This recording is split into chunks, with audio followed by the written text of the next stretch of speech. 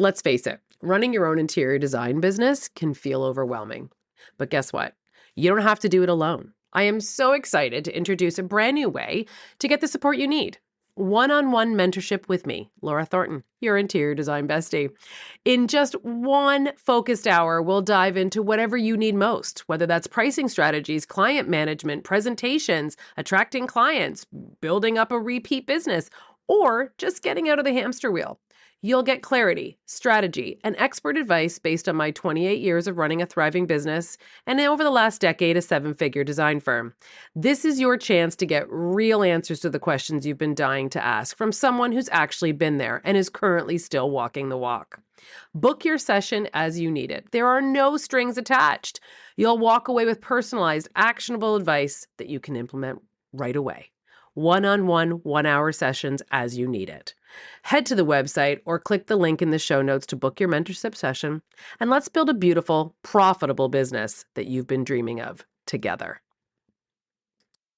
Today on the Business of Beautiful Spaces, I'm sitting down with Kate Dickson, the principal designer and creative director of the Dickson Design Group, an award-winning studio known for creating warm, elegant homes that are as functional as they are beautiful. Kate's superpower is space planning. She has a gift for uncovering purpose with the most unexpected corners of a home and solving the hard problems early by dissecting and reassembling floor plans in a way that sets the whole project up for success. In this episode, we're talking about getting out of your own way as the business owner, the power of delegation, and the processes that make growth and profitability possible, well, especially when you're juggling big renovations and a busy studio. Let's dive in. Welcome to the Business of Beautiful Spaces, a podcast that's specifically for interior designers and decorators. This is the podcast for designers and decorators who love creating beautiful spaces, but also know that building a profitable business is what makes it all sustainable. Hi, I'm Laura Thornton, and after nearly 30 years in the interior design industry and building a seven-figure design firm, I know firsthand how lonely it can feel running your own business. Making big decisions without a boardroom, without a business partner, or another executive team member to walk things through. That's exactly why this podcast exists. Think of me as your interior design bestie, the place you come for honest conversations, real action items, and a clear to-do list that you can apply today to move the needle forward and improve your bottom line. And if you can't get the answers you're looking for here, one-on-one mentorship with me is always available because no designer and decorator should have to figure this out alone. My goal with every episode is simple: to help you build a more profitable, confident design business and propel you into sustainable, successful future. So let's dive in. Welcome back to another episode of the Business of Beautiful Spaces. Thanks so much for being here with me today, Kate. I appreciate you doing this with me. I'm excited.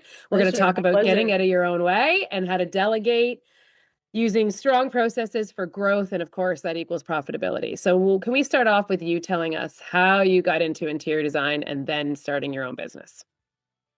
Well, oh goodness, I don't think it's a unique story. It's a second career. I used to work in marketing, advertising, publishing, and kind of got the opportunity to take a bit of a break. My husband got the opportunity to take a job down in Trinidad, so we moved down there for a couple of years, and that break kind of really gave me, I also had my daughter down there, so just a different perspective on life. And I knew that this was always a passion and something I wanted to pursue, maybe somehow. Didn't know exactly how. I was terrible at art. So my mother was like, you can't go to interior design. Like, you're no good at art. You can't, it's just not, no. So did, business degree, did business work. But anyway, went to George Brown, did my courses slowly with a baby and all the rest once we came back from Trinidad. And then slowly I started my own business in 2010, I think. And 2010. Gosh, was that long ago?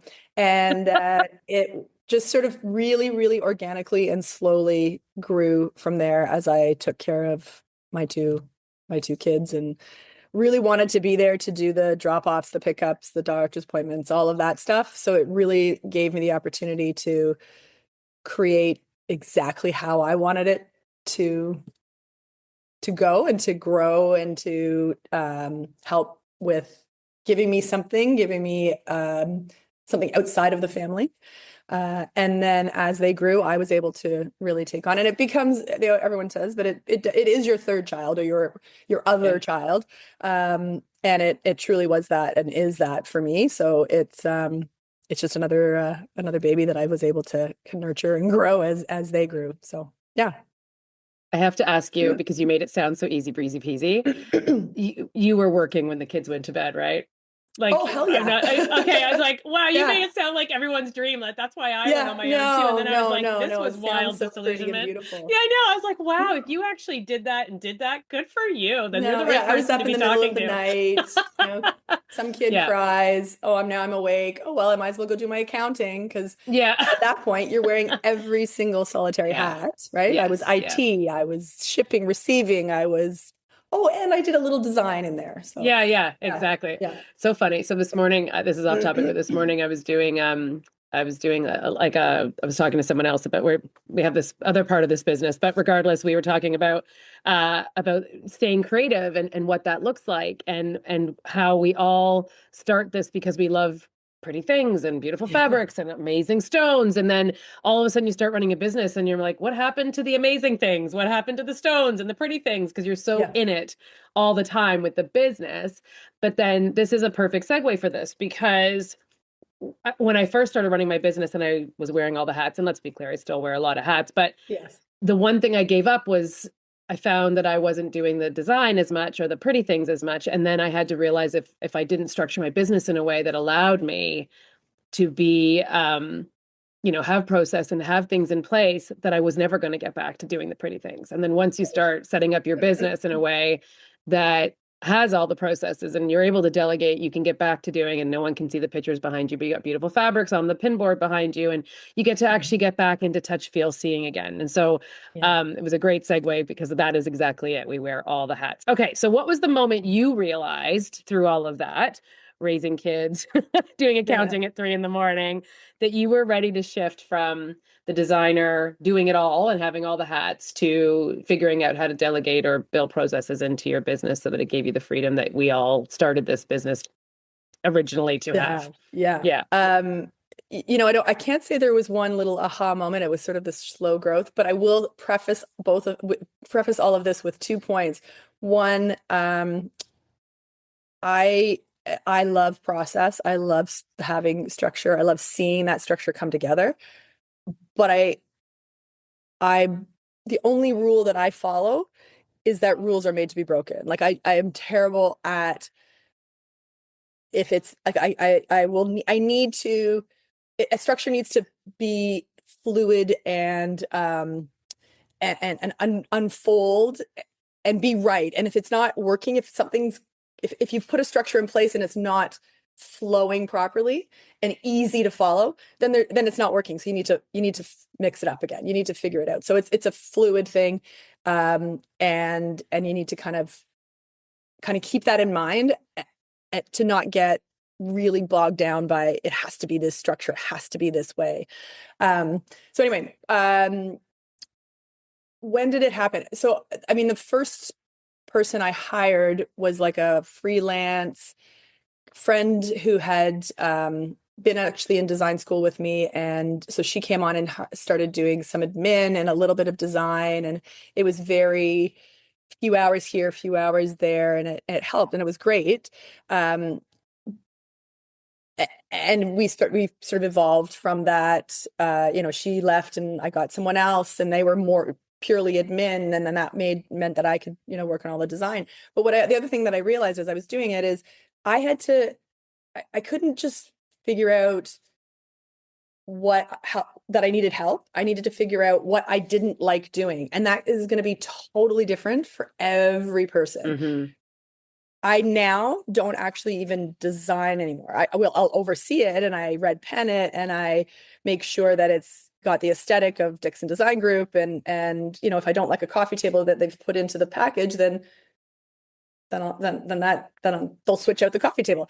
But I'm not doing the day-to-day in the weeds sourcing and drawing and on all of that. And what I realized, and it took 15 years to get to this point, and I love taking on projects and doing some of that design work, but a lot of the time, like 99% of the time, the girls are doing it and I'm overseeing it.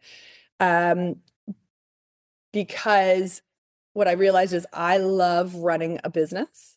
I love the process.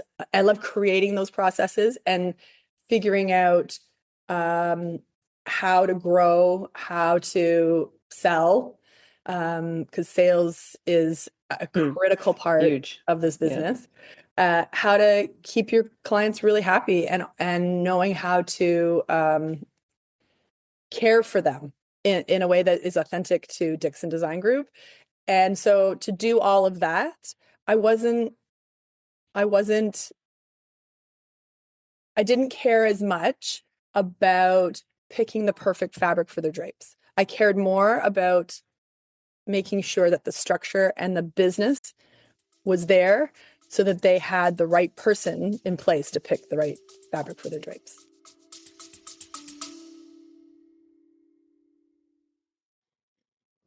All right, quick pause, because if you've been telling yourself that you're going to figure out AI when things slow down in your business, you need to hear this. Things are not slowing down.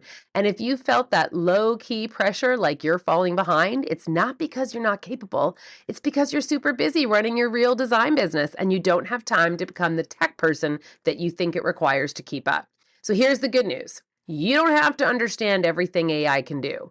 You just need a clear starting point, one that begins at the very beginning and walks you through step by step in a way that makes sense for interior designers. And that is exactly why I created the AI ChatGPT Made Simple and the Claude Made Simple guides. These are practical, no overwhelm guides designed for interior designers who want to start using AI confidently and without getting lost in jargon or random tips that we all get through social media.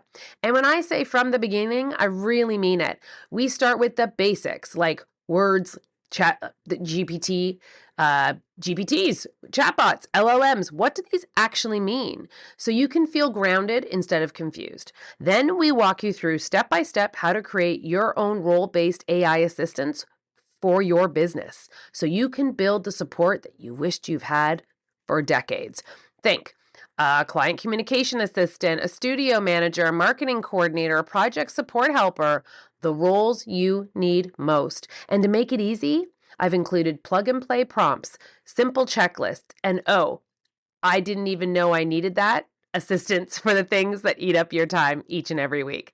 So here's what happens when you have a plan like this. It gets so easy, you'll honestly wish you had done it sooner. I'll have one guide for ChatGPT and one guide for Claude. So you can start today with whichever tool you feel more comfortable with. And once you're comfortable, there's also a part 2 to the guide that shows you how to go deeper so you can unlock real time savings, real efficiencies, and business changing workflows that make you wonder how you ever ran your design studio without it. And guess what? Each guide is only $27. That's it. And I'll say it plainly. It will pay for itself within the first week you start implementing AI in your business. It'll pay for itself in the first hour of you using AI in your business. So if you're done feeling behind and you're ready for clear, designer-friendly starting line, grab AI Made Simple for ChatGPT or Claude Made Simple and start building your AI team. The link will be in the show notes. Don't bookmark it and forget it. Start now. Get your time back. All right, back to the episode.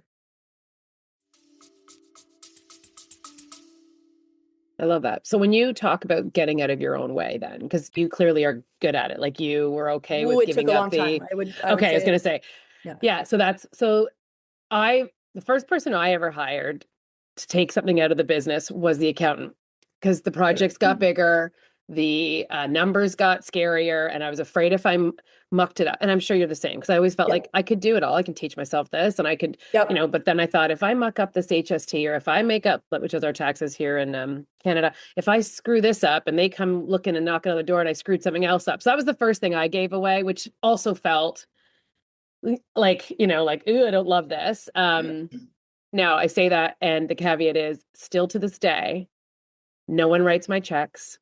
No one has power to my account. I'm still a No. control freak in so many ways. And I know, and you know, I get into other rooms and they're like, that's ridiculous. I'm like, no, it's not. I actually have multiple designers who have told me that they found like charges throughout that like somebody was getting some free stuff at Restoration Hardware or whatever, and no one Oh, noticed for years.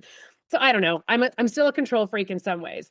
But yeah. when you realize that the hours that it saved me every week Yeah. on looking and reviewing numbers. And then at the end of the month, when I added up how many hours that saved me, I was like, oh, I should have given this.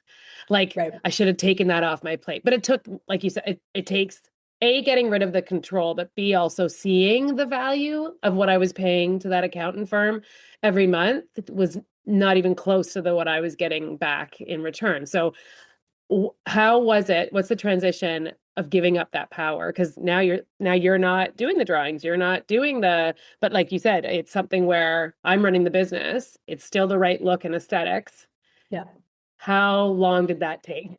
Oh, it's a work in It's progress. still, I'm yeah, still doing it because I mean sure, okay, it took I mean and it was sort of like a natural thing that kind of happened slowly over time, right? I hired um I hired a senior designer and we were both doing separate jobs, and then she moved on, and then I had I brought in a brand new junior right out of school, and she's been with me for quite a few years, and by just watching her grow and the ability for her to just take on more, it just sort of naturally happened. That she kind of just she started she's so good. She's able to lead her project in many, many ways, not completely, but in many ways that she gave me the confidence to let go. One thing that was really, really hard when I first started letting go of the design aspects of it was, how can I let go of this? It's not my business anymore if I'm not doing the design. If it's not my design and me picking all the things, how is it Dickson Design Group? How can they then feel like they're hiring me? Why would anybody hire me if it's not me? And it took a lot for me to figure that out and be okay with that. And I don't even know, it really was just time. It was time of figuring out, or of just being more comfortable in the role of, yeah, I'm still overseeing it. It's still the aesthetic of Dickson Design Group. It's I'm everything comes through me before a client sees it. And I've created that aesthetic for the girls to follow. And I say girls because it's the women to yes, follow in my yeah. business. Same. Um, uh, so and sort of just coming back to the more technical, the accounting, that kind of stuff. Yes, those were the things that, because I mean, I don't know how to do HST, and as soon as it became a quarterly thing as opposed to an annual thing, that becomes so much more. And I think that was the moment, was sort of the time when the company was big enough that someone really needed to do this, and that was not me, and was one of the first things that I did outsource to a certain point. And exactly like you, I couldn't give up, and I wouldn't give up sort of like access to my accounts. And Hmm. I still was reconciling. I don't anymore, but I was still doing all the reconciling. I just had someone who was doing the final, um, the final execution of the technical, the really technical stuff, and all of that. Um, And that's the and thing. We can do it. Of course you can do it. It's just they're going yeah, to do it just like we want our clients to trust us. They're going to do yeah, it faster. They do it every day. Like it was one of those things where I was holding so tight to profits too at that point. Like that's when I was still working out of my home. yeah, Like it was, same. like it was I could feel like I could do it all, but and again, I know it's also everyone can figure it out, but there's only so much time. There's only so much time. So if you want to scale your business, you can't be doing Yeah. every little thing. So you said you're process driven, and I'm going to assume that's in all of your elements of your life and not just business. And were you right away, right when you started running the business, like had processes in place so that when you hired a team, or did it have to become that you had processes kind of starting to implement? Yeah, that's all in our Yeah, so I heads, had but lots had to of get it out. processes. Yeah. I had lots of processes that I didn't even realize I sort of had consciously created in my head, of ways I would do things, Yeah. or how I liked, the structure to run. And until I would even say, like, we've just slowly created smaller ones. Some of them sort of happen subconsciously. And then when we really, um, Alex, who's been with me for quite a while, and now and Rebecca, who's been with me now for about a year and a half. We've just hired a new woman, Shweta, on as well. So she's brand new. But as we sort of went through this, really, we went through a large project that was a bit of a nightmare because we didn't know the contractor, and we were brought in at a point, and every designer is going to be like, "Oh my God." We were brought in at the point where they were basically putting the shovel in the ground, but it was a return client, and I loved the client, and they were wonderful to work with, but it was a different contractor, and it was too late in the process for, well, I said we had about 6 weeks before that shovel went in the ground to do some design, but we were behind the eight ball from the very beginning, and it forced us to really ramp up on how we processed everything. And so I'm sorry, I'm trying to link back to your original question, but it really gave us that opportunity to really build it and put it in place. And yes, what I realized from that is it's in every aspect. Like when I go home and my kids are like, well, you said tonight's dinner it's going to be this, and now it's going to like I have it just I don't know how I don't know, I don't do it consciously. It's just in my brain, and then it Yeah. comes I out. know my But husband says again, to I me, if preface you that with, say my process one more time, I'm like, well, my process in cleaning out the closet is yes, this. And he gets mad because he's like, he's like, I don't want to hear about your process. Just I be don't care about happy your, I'm doing it. yeah, I'm doing it, so shut up. It translates into every aspect of my life. Yeah. Yes. Yeah. Yeah. Yes. Yeah, absolutely. Funny. Because it's just it's the way, like, and I plan everything. My husband's always like, I'll be like, well, so what are we doing 3 weeks from this? I need to know. I need to figure out, or Christmas this, it's 4 months away, and I'll be like, well, I got to Yeah. figure out whose Christmas presents I got to start buying. Yes. And he'll be like, I don't know. I don't know what I'm doing tomorrow. Like, don't worry about Yeah. it. We'll I that's know. a We that's a run the three same months from way. now question. There was a time when my children were a great age where I could have Christmas done in August for them. But now that they're in their 20s, that's like an impossibility. Last year, it was like Desperation Nation, as I call it. Like the week before, I'm like, they still have not told me anything. So it was Yeah. like, you know what you're getting? You're getting a new Yes. phone because that's going to be the easy thing that, but there was a time when I could do that. And then I felt like I had a handle on, and we're busy. Yeah. So that's fair. Like you're busy. Like you said, we're wearing a lot of hats still. You're running a Yeah. business. And if it means that I am not in crunch mode, which I don't know about your business, but December for me is our busiest month of the year with It installs is because it is a everybody crunch wants mode. everything done before the holidays. And so the Yeah, and you last only thing get I two, need, you get 2.5 yes, weeks, right? Like that's right. it is a short month, Yeah. and all of a sudden everybody wants everything. Yeah. There was Um, a time when which is insane, but of course I remember being on Christmas Eve morning installing at someone's house because someone let us down. Like custom yeah. furniture took a little longer, got caught at the border. And on Christmas Eve morning, I was installing somebody's family room for a party that evening. Like, Yeah. and I won't do that anymore. That is not even on the table. But there was a time where Well, there, that's it, yeah, right? yeah, like, You're yeah, small. You want the job. You want it to. You don't want want to to make every disappoint the client client. happy. Yeah. You're not, and again, that another process that I've had to get very comfortable with is processes around money and about talking about money, and when you talk and when you have those hard conversations about money and time, because those are the two things that clients that can be very Tell me more. I love talking about get in the money and people way. don't. So tell me what's your thoughts and theories on that? Well, okay, so I mean, time is the easier one, right? You've barely got to put in place when and how you want to be communicated with and how you're going to communicate with a client, which I will admit I'm still terrible at holding those boundaries. Boundaries. Um, I don't mind I don't mind texting with clients. I actually prefer it sometimes when I'm trying to get a really quick response. And I like to talk in bullet points as opposed to long flowing sentences. So text is Yeah. great for me. Um, and Same.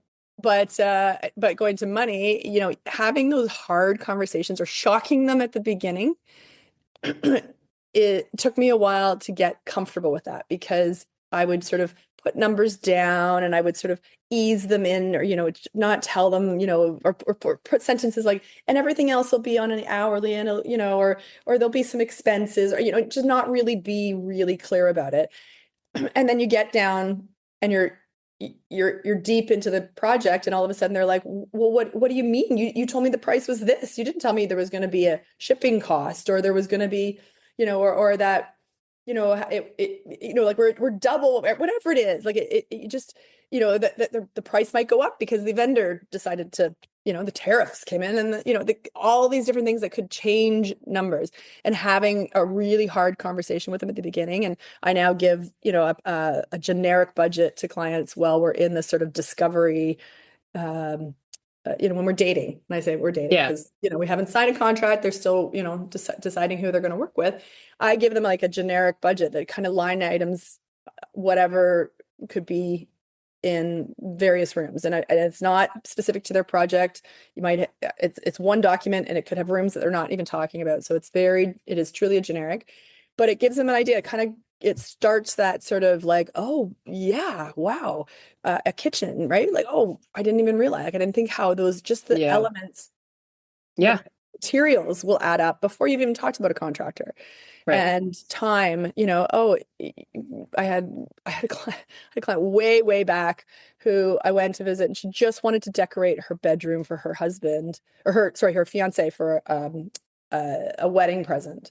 And she said, I said, well, what's your budget? And it was ridiculous. And then I said, well, what are you thinking about for timing? And whatever. She's like, well, we're away next weekend. I was really hoping you could just do it then. And I was like, like Yeah. I have never walked out of like a discovery or an initial consultation so fast. Right. Having those reality and kind of hard talks at the beginning, and getting comfortable with that, and having a process in place of like why you were talking about it now, and doing it either virtually, but on a face-to-face call, where you can see the person, or even better in physical person, uh, as opposed to just a quick phone call to say, hey, I sent you the contract, or whatever you want to, your agreement. Are you good with everything? If they say yes, you haven't walked through all those detailed points. And we have a separate document that's our terms of service that is, they have to initial every single page of the terms of service. And I kind of try and walk through that with them, so they understand when they're going to get invoices, when they're going to, when they're going to be, when they're going to get, like you're going to get this invoice at the beginning of the phase, and you're going to pay it in full, and we're going to do all the work, and you have to trust that we're going to do all the work. Those are really hard conversations, and hard to get used to, and it just takes time.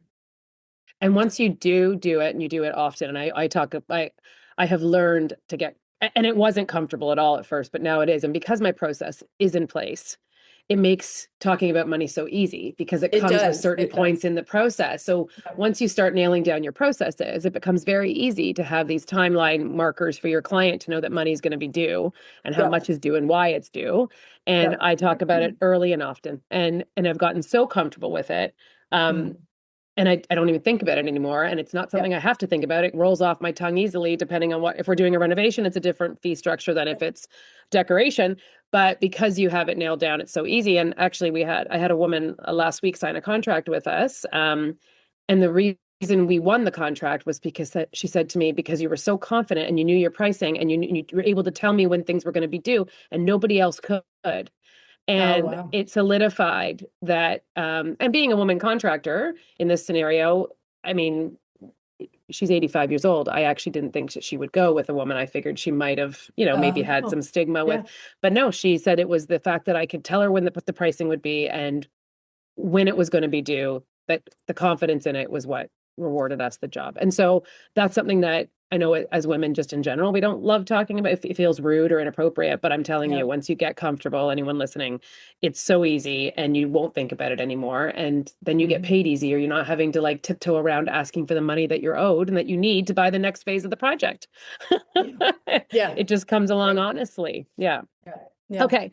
So we covered so much there, which was great, but I know this is a little off topic, but what I wanted to ask you about is, because you were twice you've referenced your client materials. So, Mm. do you have a client do you have something that you give your clients before you start with your boundaries and your preferred? Yeah. Because when you were saying So you'll take a text, but it's not really like, so I was just curious if you had Mhm. something in place that you Yeah, supply your and client. so we have a document that it's like our design, what I can't remember what we called it now, design process guide, I think. Excuse me. And we give that to clients when they are just first reaching out to us. So we haven't signed them on. And it talks about our three phases and what's involved in each phase. And it talks about us as, who works at the company and little bios and stuff like that. So it's a very marketing-y type document, but it's got a lot of guts in there about how we work. And it has scared off a couple of people who are not looking for that kind of formality. They just want someone to help them pick a color for their sofa fabric, right? So that pushes them off, and that's great because that's what we want. We don't want those clients. So that document is a starting point. And then it gives me the opportunity. So Rebecca sends that to them. She's our operations manager, and she sends that to them when they've reached out. And then if they want to do a discovery call, then great. Then I can walk them through that a little bit on the discovery call, which gives me something to talk to, as well as obviously their project and the details of the project. Um, it, and then we've got our terms of service and our design service agreement, which is basically their contract. And then our terms of service is a separate document that is generic to all projects, which we give in together, and they have to sign the contract, and they have to, and like I said before, initial every page of the terms of service. And the terms of service talks about when they're going to get paid, how they're going to get paid. We don't have we had a little bit in there. We've taken it out because we're going to create another document, but about how we communicate, how like those sorts of things. So we had a bit of that in there, and then what we've done is we pared that out, or we've sort of siphoned that out, and we're in the process of creating another stage The process, yeah. of what that document will be, which is the sort of welcome document. So once they've signed on, okay, here you go. Here's how we will be communicating and going forward with the project. And 9 times out of 10, it's most clients, nobody ever bats an eye at it, right? They're going to respect that you're not going to answer Yeah, them on a weekend, and yeah, unless you're, if you're, we don't manage the construction.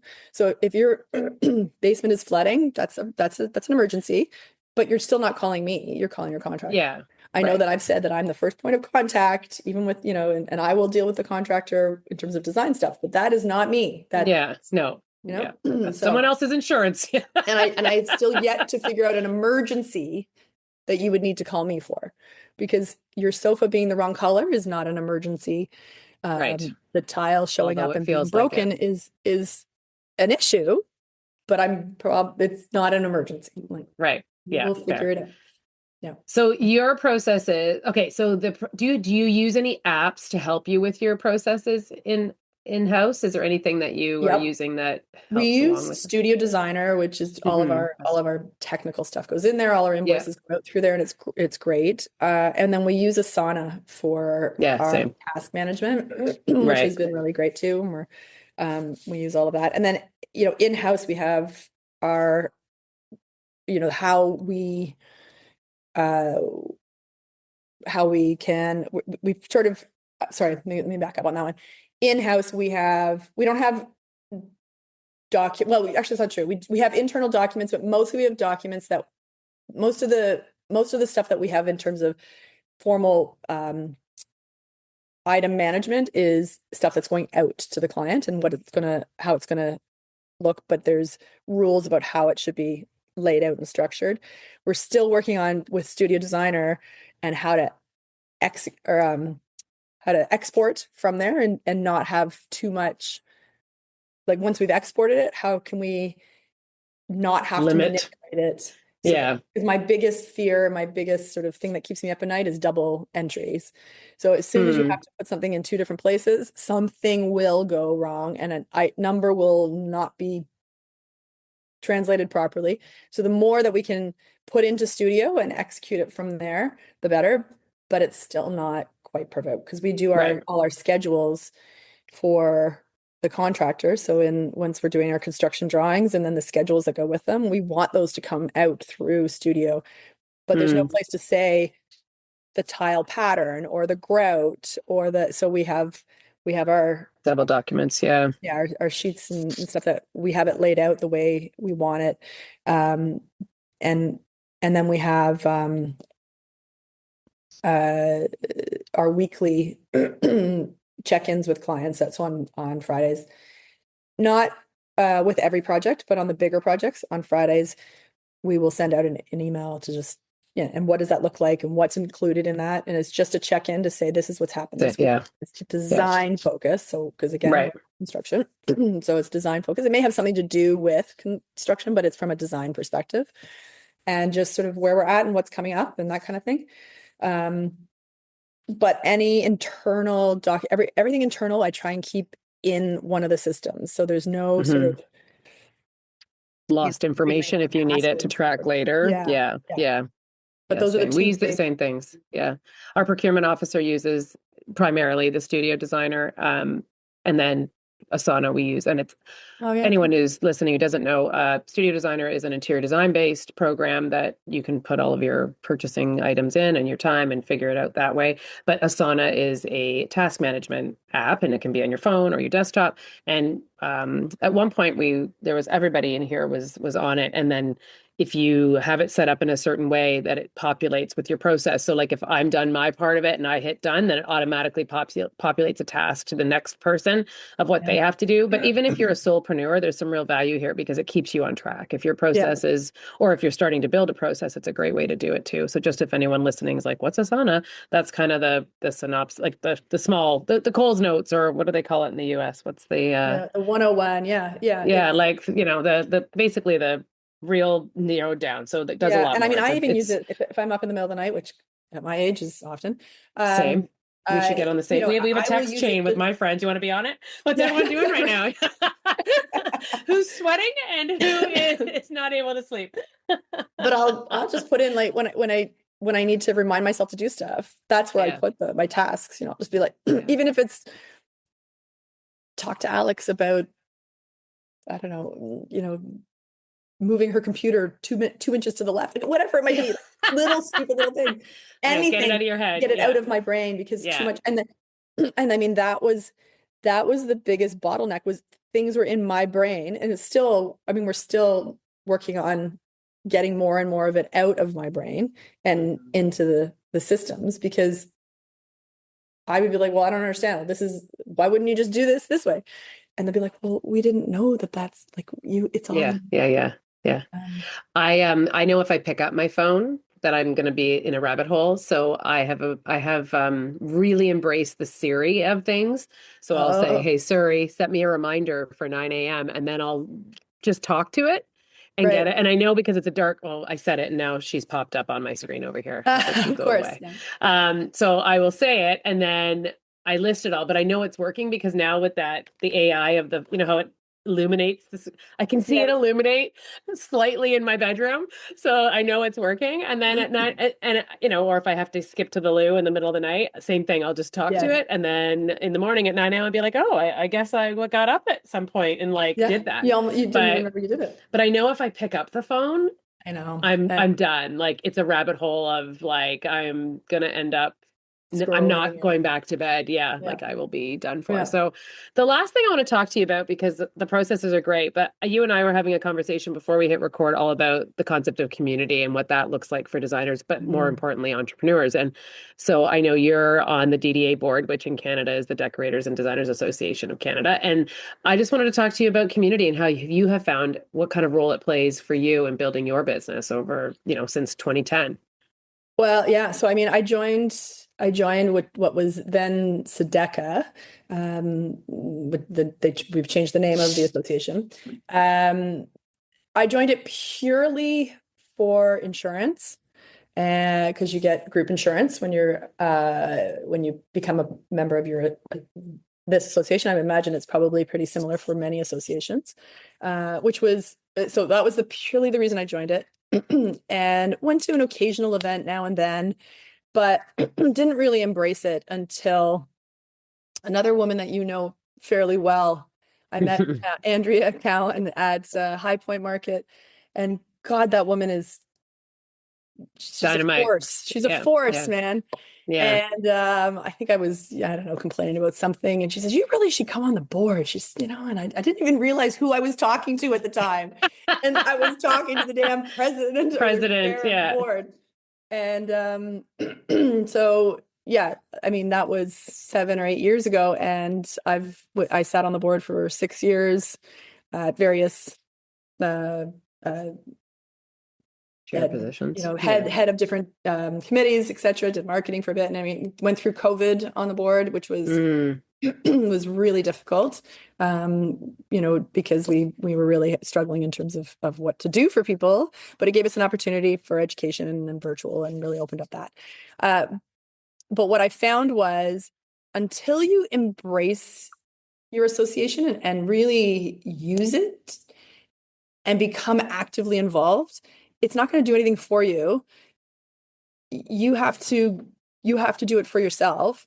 But it changed the trajectory of my business. It took it from I'm a cute little designer and this is a cute little business, to no, I am running a real, like, legit business. And it gives you that sense of community and understanding other people are doing. You're not crazy, you're not failing, you're not doing anything wrong. You are, everyone is going through the same thing. Everybody is having the same or similar experiences with ups and downs, the waves of projects coming in or not, dealing with vendors, different kinds of vendors, and how to set up, what do they like, what do they not like, how to deal with clients, the the different personalities of the clients, and having that community of people who can understand what you are going through is so valuable, and that's what created the legitimacy for me in a true business. I don't know how to say it any other way. It just, No, it makes sense. And I mean, it's also camaraderie and yes, yeah. community, the sharing, like it brings so much more to the table. Like entrepreneurship is lonely. It is So, super lonely. And I used to think it was just designers. And I believed that because that's all I knew. And yeah. then you go into different entrepreneur groups or you go into networking and you realize every entrepreneur is lonely, actually. They don't have people to ask questions to or to bounce ideas off of or to learn from.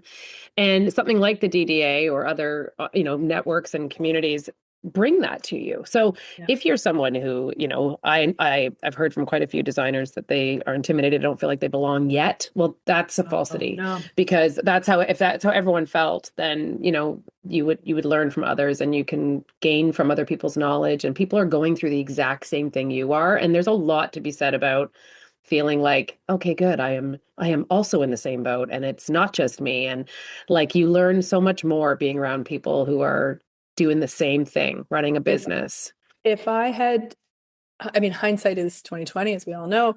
If I had, if I could go back, I would have gotten more actively involved earlier. And Same. it was confidence. It was purely like, oh, I'm not as big as those guys. Those guys know way more than Right. me, that kind of thing. But getting on a board I didn't know anything about being on a board. I didn't know anything about anything. I mean, Yeah. you learn as you go, and it's a volunteer position. So there's they will those people who are seasoned on the board, or whatever board, and this is across any association and any industry really, is the sooner you can get in and get it, the faster you will grow and the faster you will Mhm. feel, because it comes with confidence. It gives you an understanding. You can see a bigger, you see the industry more clearly. You see how your business can be run more clearly. Um, and you have, like you said, that camaraderie, that sort of, messed up and this is what I did wrong. And oh my gosh, how did you deal with that when that happened to you? And they'll be like, oh yeah, I totally did that. And it's just there, from every aspect of my business and my confidence level, it was like a game changer. And I wish I had done it earlier. I wish I had done it from I the, fully agree with you. I don't know. I mean, the power, I think now, the age we're in, and I don't mean our actual ages, what I mean is like the information that comes at you now to learn about these oh, things are so much easier. And so I feel like all you have to do is Google it or ChatGPT it now, and you're going to get all this information. Where there was a time where that was not, no. that was when I like that, like internet was new when I I remember school. I remember leaving university, going to Sheridan College in Oakville, and they gave me an email address, and I could not understand what the hell I was going to do with it because you had to go to a computer lab to get the Yes. mail from your Yes. school. And I'm like, this is ridiculous. Like, I have to go to a computer lab, like, because we didn't have computers. Like, we Yeah. were swanky if you had the typewriter with the like, the bar that showed you your sentence before you hit return and it would print it out. Like you were That fancy was if you that had was that, fancy right? back then. Yeah. Yeah. So like, now it's so easy to learn, but we had to really seek it. And, I'm on a board too, and it's one of those things where I knew nothing, but it gets you into a room that I felt like I didn't even belong in. Like I belong to the EA organization in Toronto. And I'm in a room with people who might have $100 million company or just sold it for 50 million, or they're doing like 25 million in revenue. By the way, I am not there. So I was like, what am I doing in this room? But I will tell you something, the majority of those people will do anything to help you build Yeah. your business. And that is the one, I have not met one person who is not in that room that is willing to help you get you to the next stage. And that's what'll also come with community. You get into a room that's someone that's doing millions of dollars in revenue or has built the business and you're 20 years younger, they will help you because they Hmm. want you to succeed. That's why they're there too. So there is always that I didn't recognize until I got into these rooms. And again, I'm 52 years old, and 2 years ago when I joined, I was like, what am I doing in this room? This is not the right, like, how did, like, I have nothing to contribute to these people. Like, I Hmm. cannot in my head, but the reality was I could. And Yes. so you don't know what they don't know what you know, and you don't know what they know. Yep. And everybody offers information, and I always walk away refreshed, invigorated, motivated, and with so much more information than I walked in. And we all know we don't have enough time. And I think that's the other little nugget is I don't have time. I don't have time. And then you get into whether it's a virtual event or a real event, and every time you're like, I'm so glad I came. I'm so glad I made the effort to get here because you meet people, you see Yep. familiar faces, you get more familiar. Like you and I met in line at an I know. event, and you're like, you look familiar. I'm like, you look familiar. And like, ah. The chat. And right. And then we're like, oh, Yep. we know how we know. And so it's that. And it's organic and it's lovely and it doesn't. So try to get over the fear of it and show up to an event and try out your Yeah. community because it's amazing what you can walk away with. Yeah. And So, I mean, the yeah. goal is always to be the person in the room that I don't want to say knows the least, but has the most to gain from being Yeah. there. That's And then right. when you're on that flip side, like when you are that company that's God, if it's, you've got the $50 million company you've just Yeah. sold, whatever it is, Right. like Yeah. being on that flip side, it, those people have been the person who knew Yes. nothing in the room or Yeah. who had the most to gain. And so they are there. The fact that they are physically in there and they want to give back. They want to be there. Absolutely. It's the That one common thread. Multiple people in yeah, EO have sold their businesses and are still members. So what does that tell you? Right? yeah. They don't even have a business to run. They just want to be part of the community. They want to be And that part says of something. something. Yes, Yeah. yeah. And Yeah. And they want to help giving others. back is Yes. is Yeah. so there's a satisfaction that the giver gets from that and being a part of that and watching the next generation. I mean, quite frankly, we're on the we're on the end, we're on this I the know. back end of There's this the, now, the right? Like tipping. I don't know Yeah. when The it tipping happened. I point. don't know how it I happened know so when it fast happened at all of a 50, all of a sudden. sudden I had a moment. It was a big year and I was like, ooh, I'm I on the know. other side of this teeter-totter of work now. And it was like gleaming at 49 and three quarters, didn't think twice about it. At No. 50, you have a couple of deep thoughts with yourself and you're like, Yes. oh, okay. So Yeah. if I do the standard, which is 65, I have 15 more years in me, maybe. I mean, I think I could go forever, but the reality is, do you want to? But that for me was the moment where I was like, oh, I'm no longer on I got all this time. And Yeah. that's when I had, because I had done the podcast for 2 years before that and you start going, if I had things like this that now exist for people coming into this industry now, how right? It's that. It's like you shake, Yeah. like if I had had this knowledge, I can't even imagine where this business could have been. But you can't I, do that. But it's hard not to, because the yeah. power of information, and now you can be in your car driving around and you can listen to you and I who have done Yeah. this and who have Yeah. built successful businesses and can offer this information to others. That's wild to me. Yeah. Yeah. Being But able when to, I started, people were not sharesies, let's be clear. no, no, there was a People were very closed, it was very oh it closed. yeah, it And was that's not one thing the that it took a bit to learn and to feel comfortable with was like, I can, I can, I can give out information. I'm going to gain from that because the more I share, the more other people will share. The more yeah, open I am, the more I say about how I messed up or screwed up right. something, other people are gonna feel more comfortable and they are gonna share and gain confidence from that. And we all like there is so much work out there. And yes, there are a lot of designers. We are in Plethora. Yeah. plethora, but there is enough work. There is Of enough work. course. So Yeah. we do The not other need to thing be. is, if we were all learning from each other and everyone was charging appropriately, our jobs would Oh, be easier. Because there's the a whole problem, other yeah, podcast, girl. I know. That's, maybe you, me, and Andrea, like that's Yeah, something that, there we go. because I mean, that's not why I did this, but as I've been doing it over 4 years, this is the one thing where I'm like, if there was consistency and if people were learning from others who are doing it successfully, everybody is benefiting, because there's people who aren't. And then you get the client who comes in, well, I got quoted and they got quoted like $2,500 to design a kitchen. Well, then you go ahead and you go with them.